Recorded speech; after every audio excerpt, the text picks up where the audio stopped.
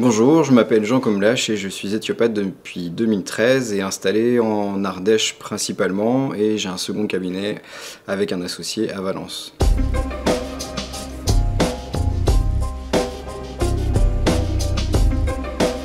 Je suis venu en faculté d'éthiopathie directement après mon bac, et pendant mon cursus j'ai aussi passé 2 diplômes universitaires en faculté de médecine, un en anatomie clinique et le second pour être soigneur sportif.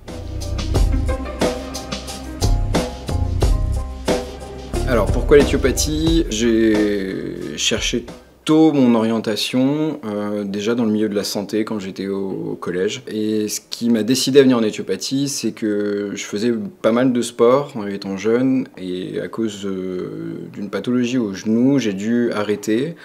Et le seul thérapeute qui a pu régler mon problème, et assez rapidement, c'était justement un éthiopathe. Alors que j'avais vu des spécialistes et autres thérapeute complémentaire, on va dire. Et là, je me suis dit, bah lui, il a juste sa tête, une paire de mains et une table, et il a réussi à régler le problème assez rapidement, et tout en donnant une explication qui rendait la chose assez concrète et évidente.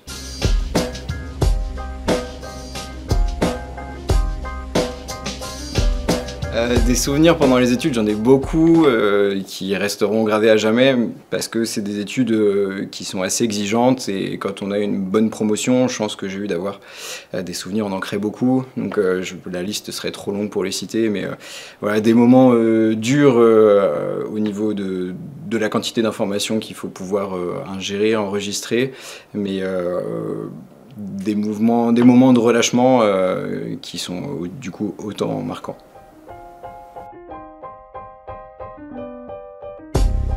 Ce qui m'a séduit dans la fac, c'était la formation où, en sortant du bac, pour le coup, là on était vraiment considérés comme des adultes en train de se former à leur futur métier, donc avec 2 jours de cours par semaine, et le reste du temps c'était du travail personnel où on avait justement ce temps-là pour aller chercher nous-mêmes les infos, et surtout trouver comment les assimiler, les enregistrer.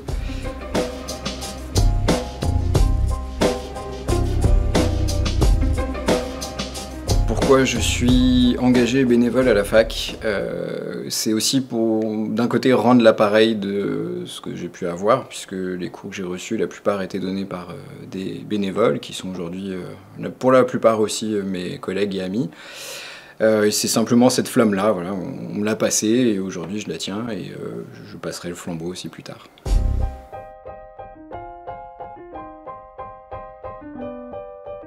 Un conseil à donner aux étudiants, c'est de ne pas baisser les bras, toujours en avoir envie, et surtout sortir du milieu scolaire où on apprend pour apprendre, passer l'examen et s'en débarrasser.